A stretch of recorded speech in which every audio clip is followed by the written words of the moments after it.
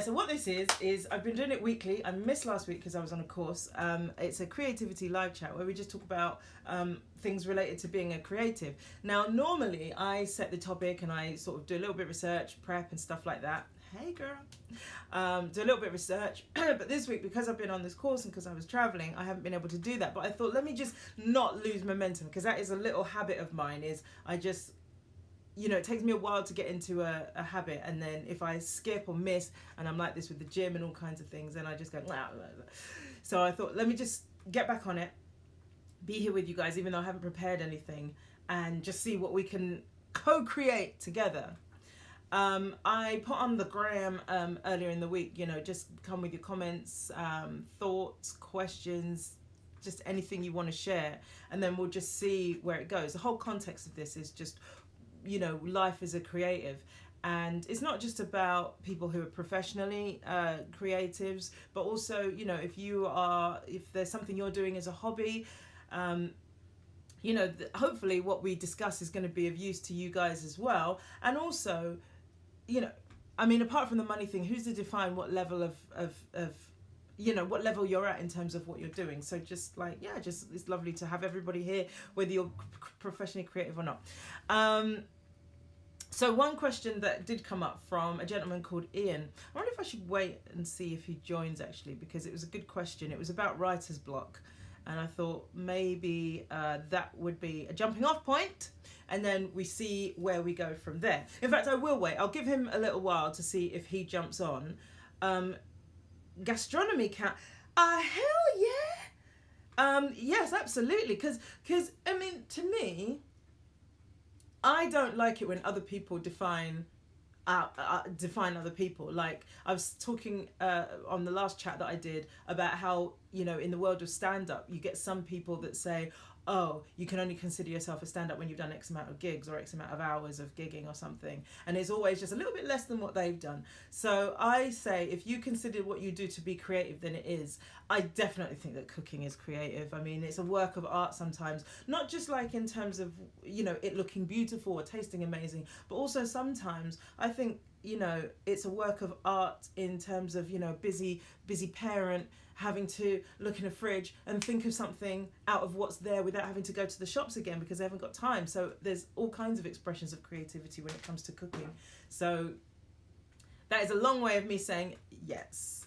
I also, by the way, think that women doing their makeup every day is an expression of creativity. And certainly when I do my makeup, I do not more than I need to, but I sort of enjoy it as a creative process. I don't think of it as like a burden, like, do the face.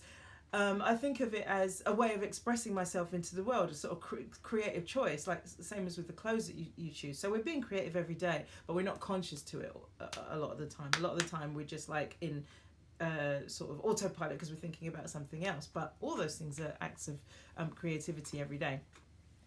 What I was gonna briefly mention was the course that I did. Romance needs creativity, maybe. Absolutely. I mean, how do you keep romance alive if there's not that sort of...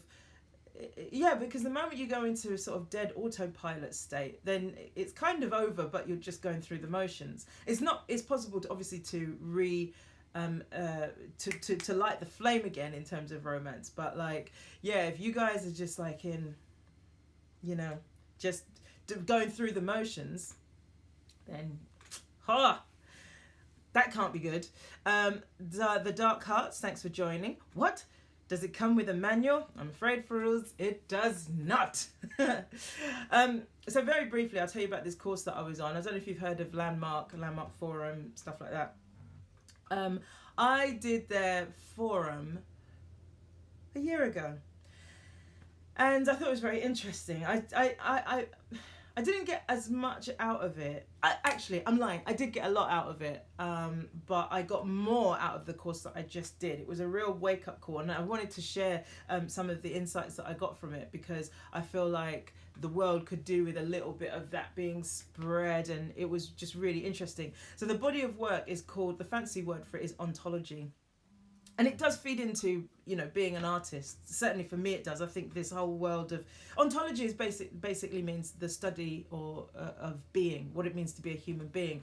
And I think from a creative perspective, it's definitely, even just knowing why people do what they do, or understanding the sort of mechanism of of being a human being, can feed your art. But also it can support you in terms of keeping you grounded in your own mental health and well-being in the process of being an artist, because I think it's one of the most emotionally challenging jobs there is. It's not, we're not miners, we're not doctors, we're not saving lives or anything, but oh my gosh, oh sorry. I'm so sorry. Okay, so tell me your name. Is it Raz? Yeah, tell me your name so that I can, because I've been essentially calling you Italian, this whole thing. What I did last weekend just gone, was called Rasmus. Cool. Got it. Okay, it was called the advanced course, and you have to do the Landmark Forum to be able to do the advanced course. And what they were talking about was basically how a lot of personal development and self-help and blah blah blah blah blah is all about fixing you, even though the premise of a lot of these things is that you are born whole and complete, and blah blah blah. People come into it with a perspective of, I wish I was a bit more this, or I wish I didn't do that so much, and it's fixing. And so this advanced course is really saying, enough with the fixing yourself, you're good. What else can we put into the world? How can you relate to the world in terms of what you can create for the world and put into the world? What's your dream for other people in your life rather than for yourself? Because and it's really interesting how once you've had that perspective put into your, Ian, what's up? And Wax Pusher, welcome. Once you've had that perspective put into your thought, it's surprising how much our attention is, each individual's attention is on themselves.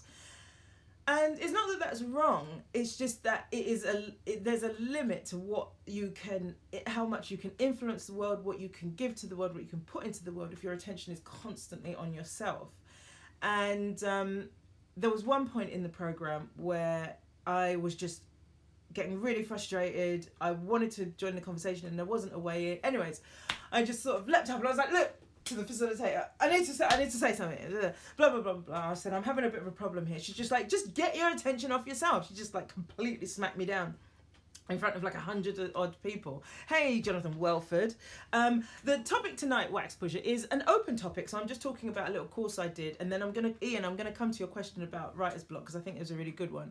But yeah, so I was just talking about this course. It was basically a study of the nature of being. It's called ontology, but that's a fancy title for just understanding what it means to be a human being.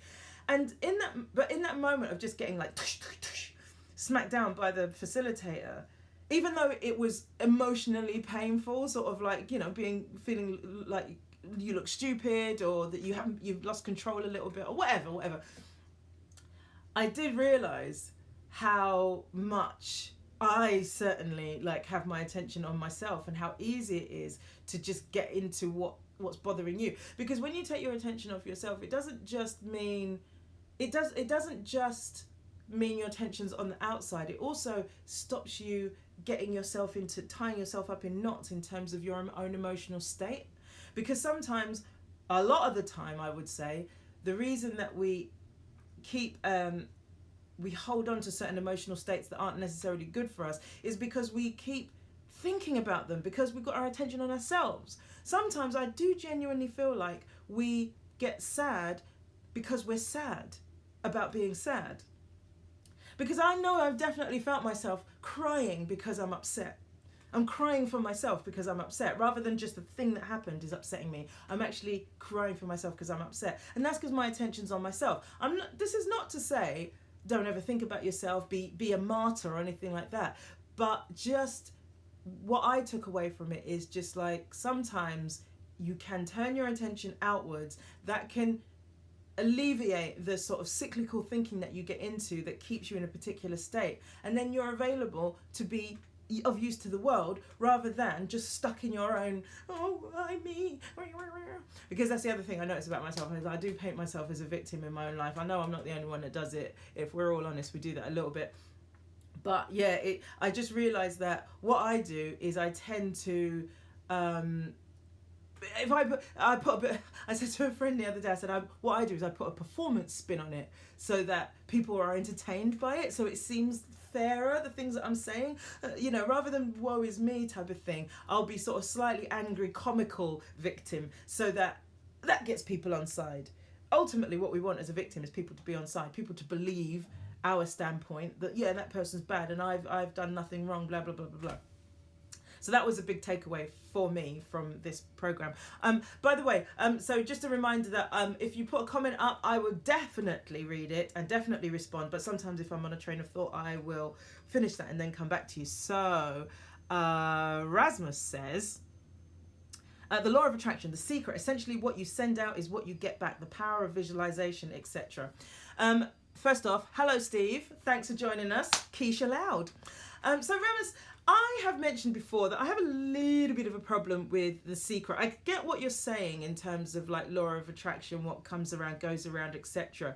I have a little bit of an issue with the secret. I don't know if you, sorry, garlic caught in my teeth, so gross. For anyone who's joining late, I ate 2 cloves of garlic mixed with honey to try and alleviate cold symptoms, and it had a very severe effect on me. But anyways, yeah, the only thing I agree with you, you're right. What you send out is what you get back. I think there's more to it than that. And more to it than just the visualization. Because, gosh, it's such a big topic. Should we go there? Do you want to go there? Tell me yes or no, because otherwise, I will speak on the, about the law of attraction and all the rest of it. But before I go down that road, I just want you to, right, okay, cool. All right, so Steve says yes, and there's some hearts going up. All right, so let's go there.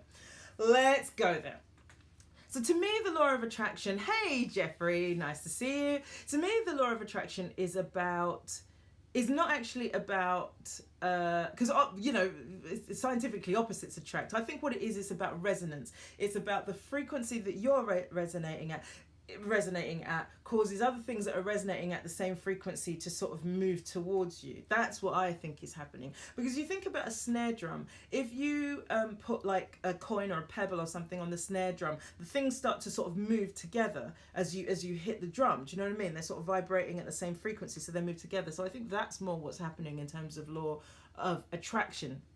Like attracting, like in that respect, because you're resonating at the same frequency. All the sort of dialogue around the law of attraction is always about, if you just think it, believe it, you'll achieve it, and all the rest of it. The issue I have with The Secret is that it makes it sound like it's as simple as that, and it isn't, because what you might not know is what are your underlying beliefs underneath all the visualizations and the affirmations or whatever it is you're doing to attract the thing that you want. If you inherently come from a place of, I don't deserve things, things never happen, no good things never happen to me, blah blah blah, that's also a frequency that you're resonating at, and that is what can keep stuff away. So you're thinking, hang on a minute, I don't know vision board, I've been meditating, I've been doing affirmations, why aren't these cool things happening to me? I've got a post-it note on my fridge that says I'll earn £1 million this week or whatever. Why aren't these things happening? It's because your whole being is not vibrating at the frequency of abundance or attraction or whatever. Only a top level of what you're doing is vibrating in that way, i.e. your sort of surface level actions. Where you're coming from is not abundance. And you can tell by the way if you stalk yourself and watch some of your other actions, you'll be able to see where you're really coming from, or you'll be able to see from those sort of repetitive cyclical thoughts that you have really where you're coming from. Because one thing I've learned about myself, I've learned this about myself before, but it got galvanized again over this weekend course, is that I categorize myself a lot of the time as a trier, someone who tries but they always come second place. Now, there's literally no evidence that that's the case, but it's just a decision I've made about who I am, and therefore I navigate the world from that perspective. There are many times when I have, in quotes, won, but what the mind does is it looks for evidence of you're a trier and not a succeeder. And so once you clear away those sort of like low frequency sort of energies out of your system, or vibrations out of your system, through whichever method you feel you need to use, then you can start to have an abundant life. You can tell yourself 1,000 times, I'm rich, I am wealthy, da, da, da, da, da. But until you heal those like fundamental sort of beliefs, you can't generate all this. You just can't. And the best way to look at, to find out where you're vibrating at, what your frequency is to look in your life. What's in your life? What's there? Because if you have abundance, or you are near abundance, or if you have creativity all around you, or whatever it is that you're after, then you're on the right track. But if it's not there, then it doesn't matter what post-it notes you got on your fridge. It doesn't matter what fridge poetry you've created, fridge affirmations, I don't know. Your life is you're the okay, let me put it like this. Your life is the space in which your thoughts show up. So if you are thinking in a particular way, that is what's going to show up in your life. If you are thinking that the world is not safe, in your life what's going to show up is unsafe things. Someone got mugged. Someone got assaulted. Someone fell down a drain. Whatever it is, that's what's going to show up in your world, because you're going to be constantly looking for evidence, and also on the subconscious level, you might even be generating it. I'm accident prone is a classic one. What if you just didn't have accidents? What if you just stopped having accidents? And you say, well, you can't do that because they're accidents. Are they? Are they always? Yeah, sometimes there are random acts, and of course there's things that are outside of our control and things that other people do and blah blah blah blah blah. But I'm accident prone. Like, I drop things, I lose things, that might be something you're generating in your own space to keep the idea of accident prone. Anyways, we've gone down a little bit of a rabbit hole. Let me see your questions and comments. Steve says, a question for later, how was your course last weekend? Yeah, so I've just started talking about that, so I'll circle around and come back to that. Rasmus says, there are a lot of theories about karma visualization. I have the same issue as with most religions. I have difficulties believing a single book person has the entire correct answer. Rasmus, mate, you're speaking my language. I remember being walking down a corridor when I was sort of about 14, and I just had this sort of moment of clarity. It's just like, oh wait, either every religion is right or every religion is wrong. They can't, because there's no way that one can have the only singular truth. And then, so from there, from 14 or whatever it was, I've been constantly thinking, how can you make everything true? How can everyone, what circumstances would need to be in place for everyone to be right? And that's the question that I've been in for a really long time. I think that what there is what's so, and then on top of that, people layer meaning. So for example, from a Christian perspective, God did it. From a Muslim perspective, Allah did it. From a spiritual perspective, the universe did it. From an atheist perspective, just life did it. It just happened. So everyone's got their own interpretation of something of what's going on. The what's going on is always going to be the same. There's always going to be tree grew, car drove, volcano erupted. Those things are, undeniable. But from a certain perspective, a volcano erupting is wrath of God. From scientific perspective, it's movement of, magma, earth crust, whatever. I don't even know how it happens. So it's all interpretation, and that's why I don't dismiss religion in a way that some atheists do, because I believe atheism is a religion in its own right, and I'm not religious, so why would I be an atheist? I think that there's lessons to be learned. My mum's a Christian, and so often we'll have a conversation and I just interpret what she's saying in my own way. When she says God did it, I go, okay, so there was movement in the universe and created da da da da. That's how I navigate conversations with somebody who is religious or has religious beliefs. It's just to interpret what they're saying into what's useful for you. You don't have to, there's no value in going down the rabbit warren of like, explain the dinosaurs. Do you know what I mean? It's just like, why are you doing that to both, like, yourself and them? No one needs that. You're never going to win that one. I saw an article the other day that was talking yesterday, in fact, and I wanted to share it on Facebook, but it was basically talking about how you can't win arguments with facts. because of confirmation bias, because of, people are looking for verification of their own standpoint. They're not looking to learn. They're not looking for a new understanding. They're looking for validation for what they already believe. It's very difficult to knock somebody off their belief system. So why bother? They'll come to it when they come to it. Maria says, so true. Thank you, Maria. Tommy! Hey, wifey, he says. Cool. Maria says, love this. Yes, awesome. Steve says, truth is not proportional. Truth is what works. That is all. Please explain that. Steve, no, honestly, explain that. And then you say, you're on my favourite topic. I'll restrain myself. No, cut loose, man. Say what you need to say. Waxbusher says, the complexity of occurrences required to bring together even small changes, plus the amount of people involved in bringing any event to pass is boggling. Waxbusher, you're absolutely right. And just going back to this course that I did at the weekend, so just to catch people up, I did the second program in the landmark sort of... I don't know what they call it, but body of work. It's just called the advanced course, and it's about turning your attention off yourself and onto other people. And what it is really about creating dreams, but not your own dreams for yourself, because we're so good at doing that. Like, if spiritual people or intentional people are very good at going, I want a new car this year, I want to buy a new home, I want to meet a partner, I want. We're very good at that. Once you've elevated, I suppose, yourself to a certain way of being able to see the world, you get intentional, you can generate for yourself, or declare those intentions. But what we don't tend to do is we don't tend to have big ideas about what we want to put into the world, what we want to do for other people. Because one of the things the lady who was facilitating this program, and she was incredible, a really great facilitator, was saying was, she said in the breaks, she says, I'm getting a lot of people coming to me asking me what's my act. An act is basically the way that you navigate the world, a perspective that you have on the world that you always default to.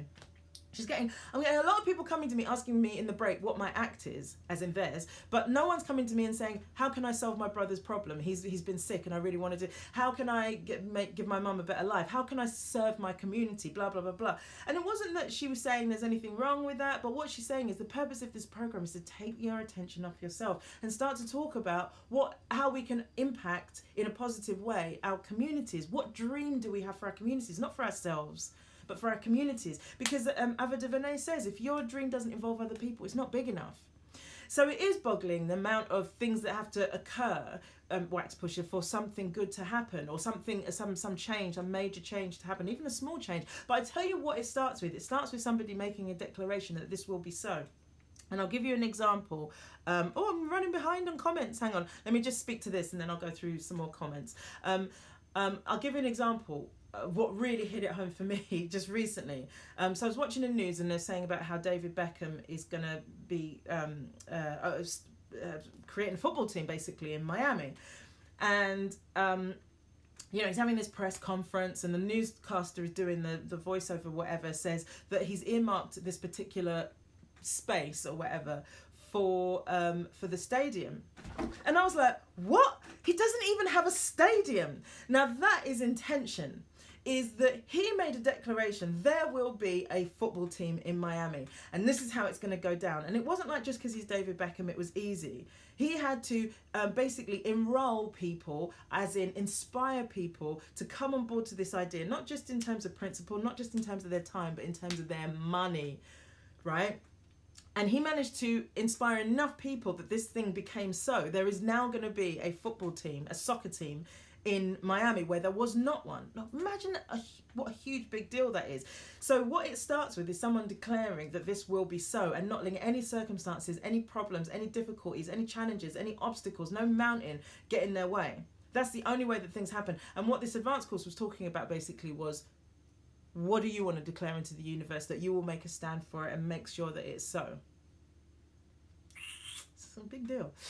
Steve says, absolutely, Waxbusher. You have to be incredibly egotistical to think the whole world and everyone in it has been organised in such a way for your benefit. Yeah, but Steve, come off it. You know that's what people are like. That's how people see the world. That phrase, you think the world revolves around you, is not by chance. That is how we navigate life. Do you know what I mean? That is how we, that's just how we are. And look, the thing is, I think we have to take the judgment out of it, because it makes it sound like there's a few people that think like that and they're pricks. But actually, we all do it a little bit. We're all thinking that the world is there to service us. Like, even with the bus service, sometimes I get a bus every now and again, like to the nearest tube station, and I'm like, where's my bus?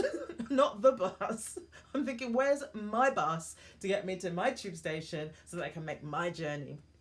So we do. It's just human nature, but it's only a part of who humans are. There's only a small part of who or what we are that thinks that way. There is a bigger part of us, the part of us that's able to, say, for example, make a stand for things, the part of us like that's, you know, a mother who's able to lift a car off their child that's been knocked down. Do you know what I mean? There's a bigger part of us that doesn't think like that. It's just a part of who we are. Simon has joined the conversation. Dorcas 12100 has joined the conversation. Hello. The Dark Heart says, fascinating topic, Miss O, but I've got to run. Daughter calling. Will get back if I can. Keep on. All right, so basically they're saying goodbye. Steve says, truth is not propositional, i.e. God exists is a proposition that is either true or false. Okay, we will never be able to prove that proposition true or false. However, does belief in God make a positive difference in someone's life? If so, then God exists. But that is not a truth claim. It's a statement of fact about the way things are for them, I guess. Right on, Steve. Yeah, I mean, I think about this a lot, because I pass through different conclusions about what I personally think about what God is, or whether God exists. I believe that there is a phenomenon called God that is real, but is it what Christians and those, or well, you know, anyone who believes in God basically, is it what they say it is, or is it something else? That's a story for another day, I think. So I'm going to park that thought. Hello. Now, is it Neve? I've just assumed it's Neve, but I'm not great with Irish names, so help me out. Maron, comic. Is it Neve? Steve says I don't, but I'm not sure in relation to what. JGC75, welcome. Steve says I don't think that way at all. I'm a bit behind with the comments. I'm not sure what that's referring to. Rasmus says, can we make a difference for the community world when we maybe feel we cannot make a difference in our own world? Wow, isn't that an interesting question? Can we make a difference for the community world when we feel like we can't make a difference in our own world? Well, unhelpfully, maybe I refer back to that which was said to me during this program, is get your attention off yourself. You know, maybe it depends what you're talking about. If you, obviously you want basic needs to be taken care of in your own life before you start worrying about your world and your community. But if your basic needs are taken care of, maybe you can just let those things take care of themselves. Because what can happen when you have a bigger goal, bigger than yourself, that involves other people particularly, not that you've got to do it all yourself, your world can sometimes find itself getting just taken care of. You know, people will start to come together to support where you're trying to get to, and in doing that will take care of what's going on in your world. You have to be specific though. I mean, I'm not quite sure. I don't want to speak in too vague terms, because I don't know what's going on with you. That what's the difference that you want to make that you feel that you can't? What's going on in your life that you feel like needs taken care of before you know? Because like for me, I feel like there's a part of me that's just like, do you know what? I'm starting to get this sense that I've got enough nice things in my life that I don't really need to keep my attention completely on trying to generate more nice things. It just gets to a point where it's just like, what am I going to do with another, I've got somewhere nice to live, I've got, money. So then what? Because I don't get a sense that having more and more things and that won't be your only objective is going to be very satisfying in life. So I'm starting to see that maybe there's more to life than just self-concern and sorting myself out. Do you know what I mean? That maybe I can be of value and use to other people. It's a slow process, because one thing I do know about myself, I'll just be honest a second, is that for whatever reason, what I grew up into and the decisions I made about how the world was and how I am in the world meant that my attention was very much on me. I felt like there was none of me left for other people because I was too busy worrying about myself. boyfriend's not treating me right, haven't got a boyfriend, need a better job, why haven't I got an audition? You know, just constant thinking about myself.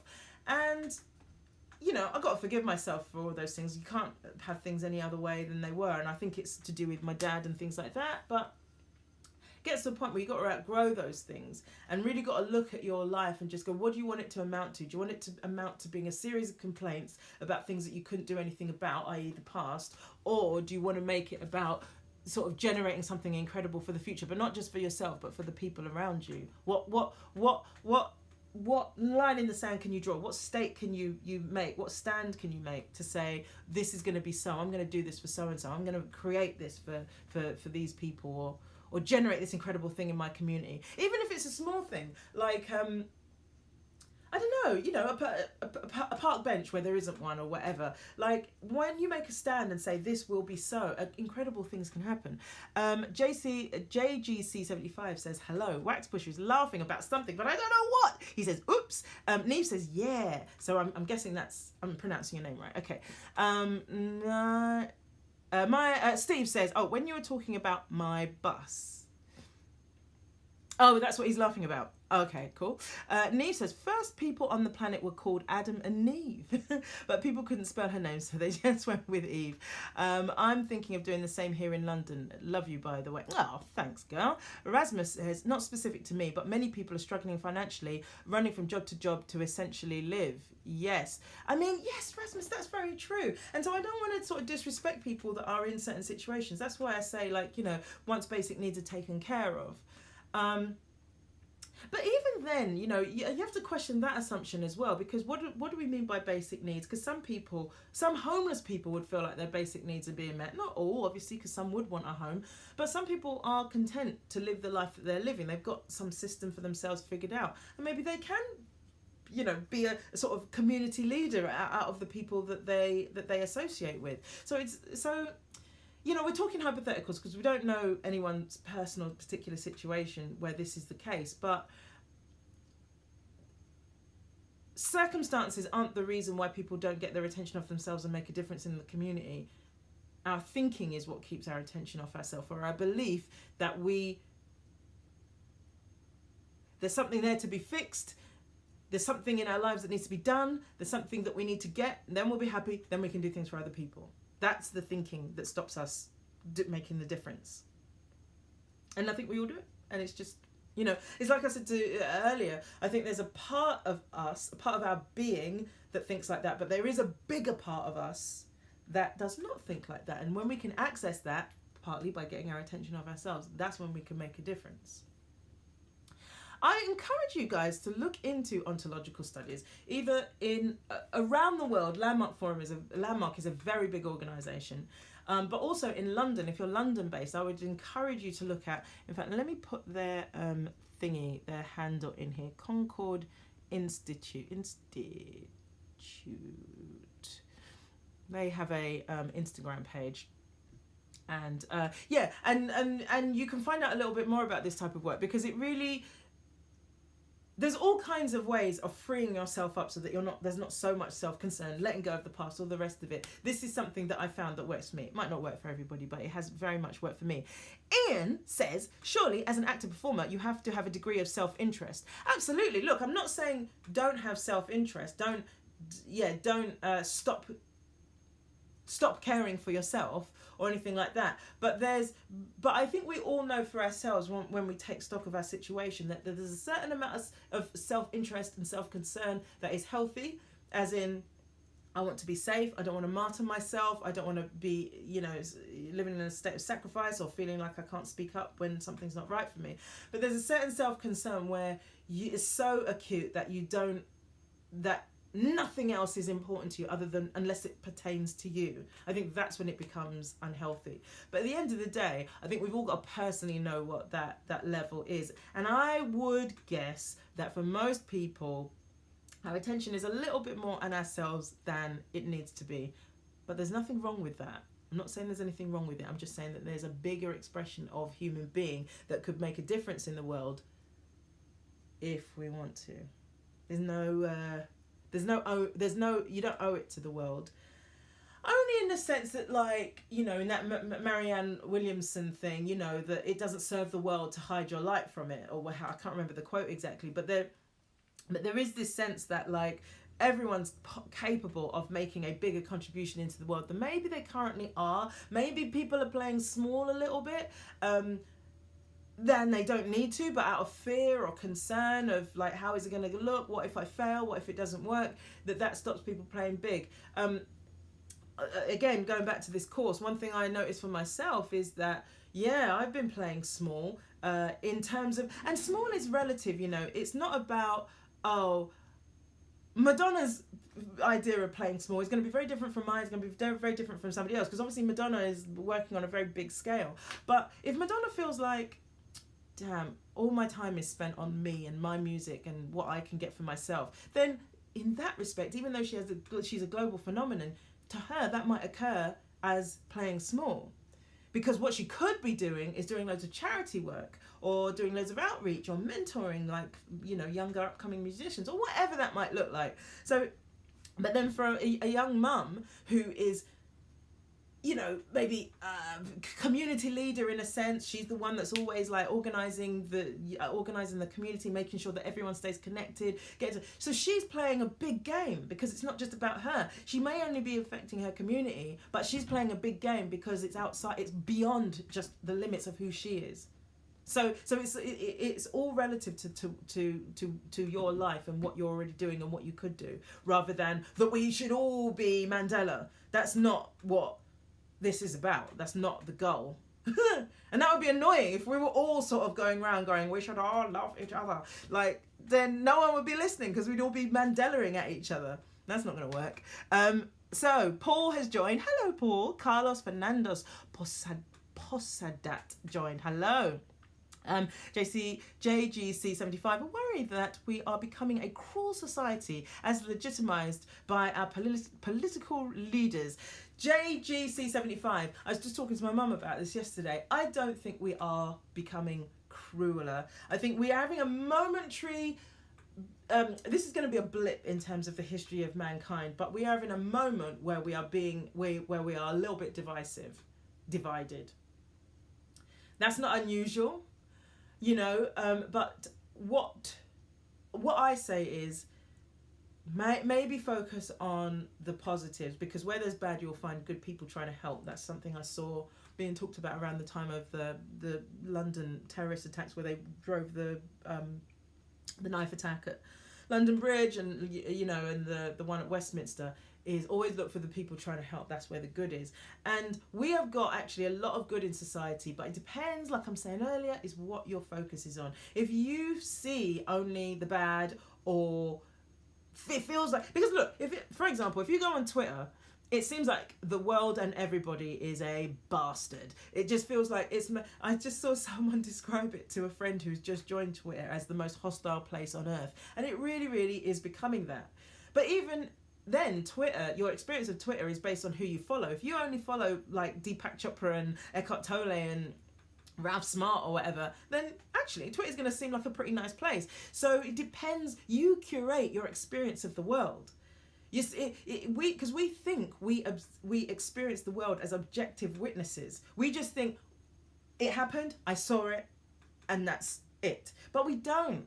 We see from a perspective, we blinker out the things that we don't want to see, that don't match what we believe, and we focus on the things that do match what we believe.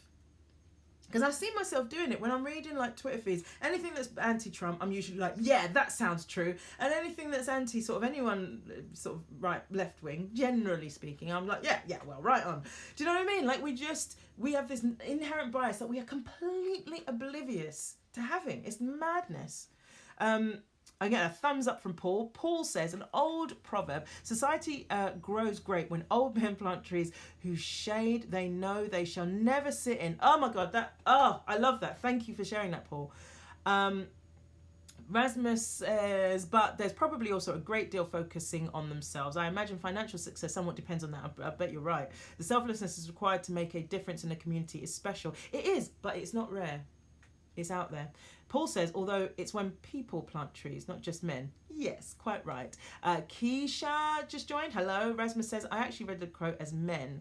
Rasmus says, humans that plant trees. Yeah, cool. Amber, what's up? Hello, hello, hello. All right.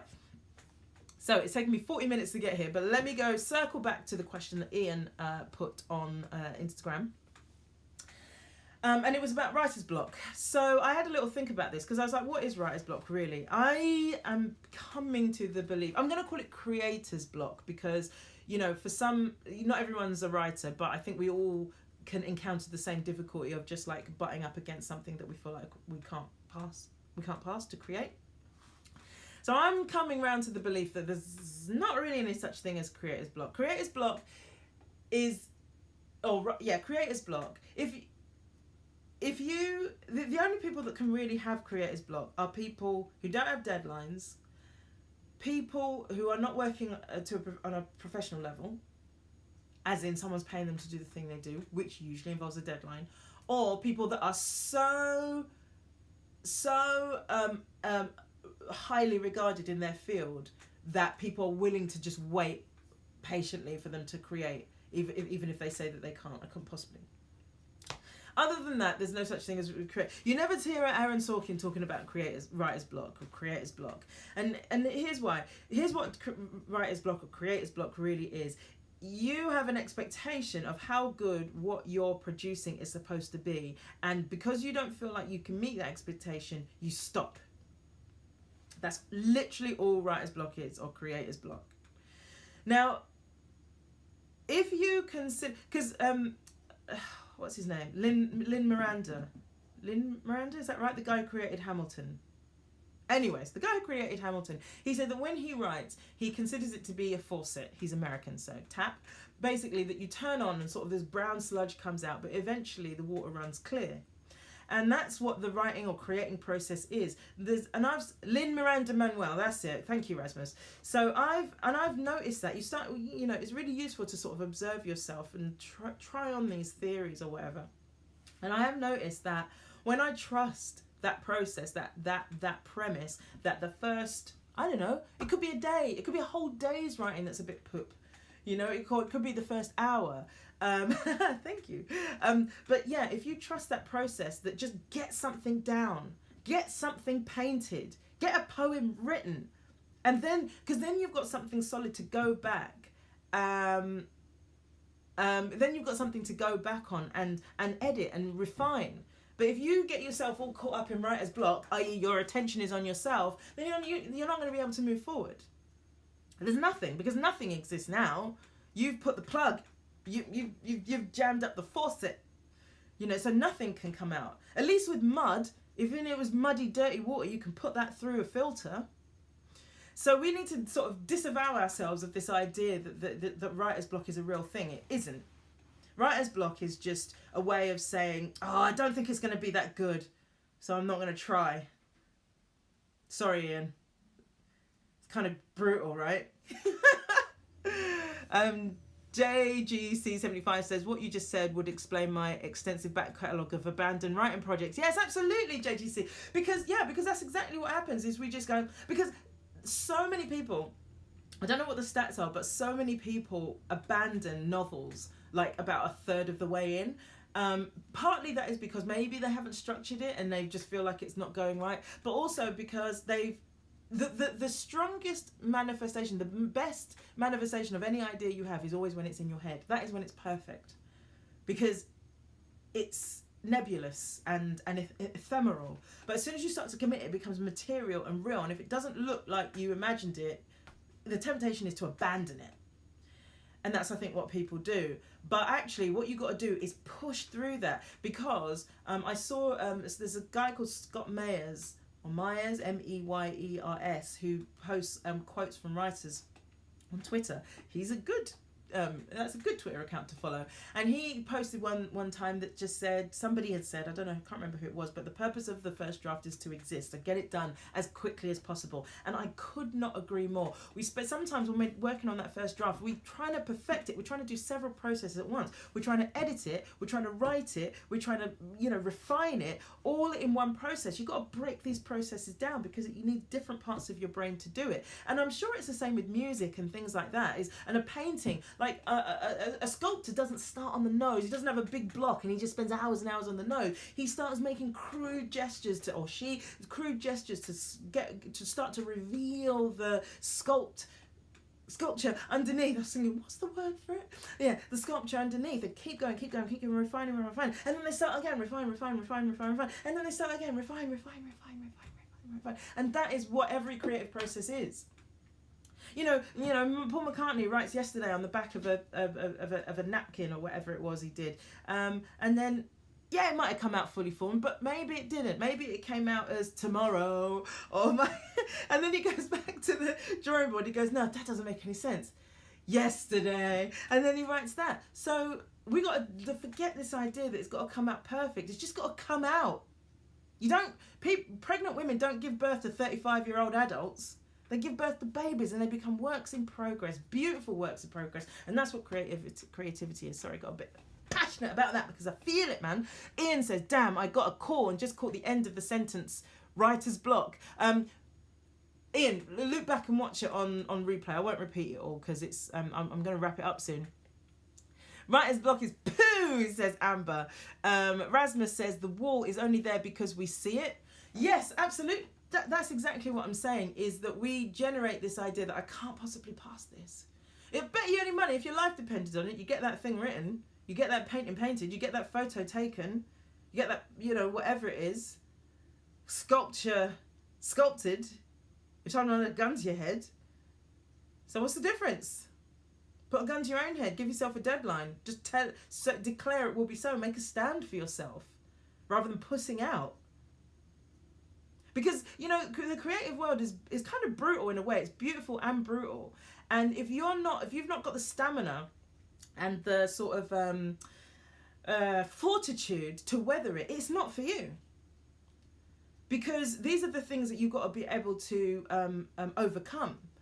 You've got to be able to just, when no one else is there motivating you, when no one's got your back or whatever, you got to be able to say, it will be so for myself. I'm declaring this so for myself. There will be a draft of this book. There will be this screenplay.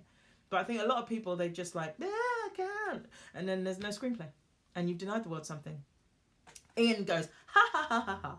White Special says, I think that sometimes we creators can fall in love with what we're making and don't want to lose that so we never finish. I wonder, yes, I'm sure that's a possibility. I don't feel like that. I always want to feel like, get it done. I want to get it done. I just want it to exist,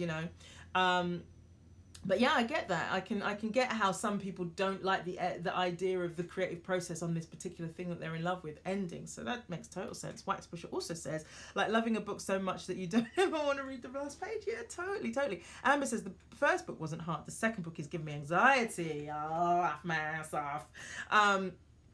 But you're doing it, right? You're getting on with it, and that's the most important thing. Steve says, I love everything you just said about writer's block and creativity. Yes, get it done. That's what the tick is about. I know it sounds ridiculous, all right? But I was just sitting there one day, and I often do this. Things that are completely obvious to other people. I'm just like, oh my God, suits means suits that you wear and lawsuits. I had that epiphany the other day about the TV program Suits. It's been on the air for 7 seasons or something. And I thought the same thing about the Nike tick, I was like, just do it. Oh, that's what they mean. They mean don't procrastinate. Don't talk about going to the gym tomorrow or next week or next month or, by this time next year I'll have, just do it. And that applies to sports people, to people who just want to get fit. It applies to creatives as well. Just do it. Just bake the effing cake, Rasmus. Absolutely. Comedy Mike has just joined. So that's writer's block. But Ian, thank you so much for giving us that topic, because I think actually it was a really good one. I think that one of my takeaways from this course this weekend was really about a sort of mental strength, really, because some self-help sort of domains can let you get away with shit, you know, be very nurturing. Oh, don't worry about it. Oh, you feel your feelings. Da, da, da. I saw that on, I can't remember, some TED talk or something was talking about you got to allow yourself to feel your feelings. You have your feelings are real. And yeah, cool. But sometimes you have got to work beyond your feelings. You have got, because a lot of the time, and this isn't just restricted to artists, but we do this, is we go, I don't feel like it, so I'm not going to do it. I do that sometimes. We're going for a run or working out or something. It's like, I don't really feel like it today. I'm going to follow my feelings because I'm just following my instincts on this. I don't think it's a good. And some days, yes, I might push myself too hard, and sometimes it is good to not push yourself too hard. But a lot of the time, you could go, but you're just like navigating life from the space of your feelings, rather than you made a stand for yourself to exercise regularly and lose the weight that you said you were going to lose. Your feelings don't mean anything in that domain, because you got to get your attention off yourself and get your attention on the goal that you set for yourself. Amber says, for sure, I suffer from writer's block. No, you don't, Amber. And realised it was my own insecurities. They were blocking greatness. Absolutely. Gotta let myself be great. Absolutely. Dare to be great. My acting coach Howard Fine said to one of his students one day in class, and that statement just went straight through me, because the guy that he was talking to is a great actor. He's so great, and to me sometimes when I watch him, I just think it's just a matter of time before you're a regular in a TV show. He's so great, but he hasn't got that yet. And the teacher, I think, nailed it. Howard nailed it. He said, dare to be great. And there may be a part of this guy that is just like, energetically, you know, the thing I was talking about is about this frequency that we might resonate at, that he's just like somehow holding back on himself. Dare to be great. And that means pushing through these fucking feelings that we're talking about all the time. Put them aside and make the goal the most important thing, rather than that I don't feel like it. I just learned that what have I just done? Wipe a mark off my screen takes me out of the live chat. Okay, we can go back and watch it, Steve. Waxfish says, I only realised recently the Boxing Day is for putting things in boxes and not just fighting. I didn't know that. Rasmus says, in essence, our biggest hindrance is ourselves. Yes!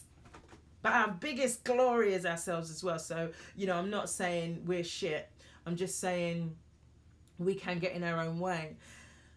I'm just going to leave you with this thought, is one of the things that this ontological study, you know, the Concord Institute do, and like Landmark as well, one of the things that they make you really aware of is that we navigate, or we are in the world thinking that, how can I put this? The me that we are, Ian, see you soon. No worries, get on with it. Whatever it is you're doing, just get it done. The I that we're experiencing is all the thoughts that we're having. That's how most people navigate the world. That there's a little voice in here, that's me, reporting back on, objectively reporting back on a world that's out there. And what this body of work is with Landmark and with Concord is letting you know, is putting that sense of self in a bigger context, and it will blow your mind.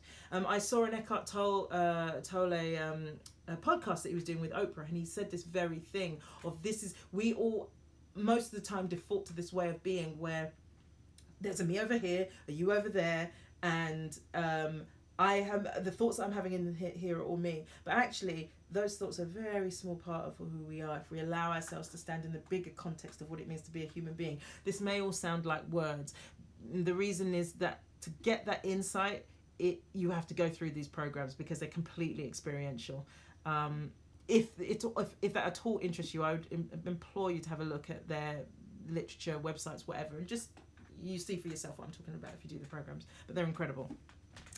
So, Amelia, Kaylee, and Cheeky Monkey 35 have joined in. Steve says, love this live chat. Thank you. You're welcome. Ian has gone. I think, yeah, I'm all up to date. And JGC75 says, so glad I joined in. I'm feeling inspired to crack on and finish my novel. Congrats. I can't wait to hear more about that. You are more than welcome. Okay, guys. Well, look, I think we're gonna wrap this one up. Thank you so much for hello Amelia. No worries. No, I got it. That's how sometimes I accidentally spell my own name, so I've seen that many times. I'm gonna wrap this up, but I just wanted to thank you guys for being here with the listening that you bring to this, and co-creating it with me, because like I said, I didn't have space to prepare for this week, but I said your name right. Cool, yay. I didn't have time to prepare this week, but I really wanted to keep the momentum going, because I think that it's of service, of use to you guys, and it certainly helps me, because I love having these types of conversations. They're not available everywhere. Do you know what I mean? Like, you know what I mean? It's not, this type of conversation isn't commonly being had. It's been had more, but not commonly. So I really appreciate you guys being here, being on board, and yeah, just getting into the flow and the spirit of the whole thing, and just figuring some stuff out, because some of this stuff I'm just working it out with you guys as we go along. Amber says these chats are truly appreciated. My dear, thank you so much. That has made my day, you saying that. Alrighty, we got the Instagram countdown. If you want to see me eating 2 cloves of garlic and honey, have a look at my Instagram story. But if you want to watch this again from the top, if you missed the beginning, then yeah, it'll be on my story very shortly. Maria says that was awesome to hear. Really need to hear these words being this far from the work. No one talks like this. Very true. Brill. Oh, thank you, Maria. Thank you. Amelia says I am on my break and it has made my shift. Awesome. Rasmus says it's what happens when you meet a new person, when you click with, not necessarily romantic. Absolutely. White Pusher just waves and it says have a great day and a great week. Listen, you guys, you have a great day, great evening, great week, and I look forward to doing the same again next week. I'm not sure if there'll be space this week for me to prepare, because I start a new job on Tuesday, but if not, I hope that you'll be up for creating this live chat just as we did today, and just see where we end up going. Okay, have a wonderful week, and hopefully I will see you this time next week. See you guys.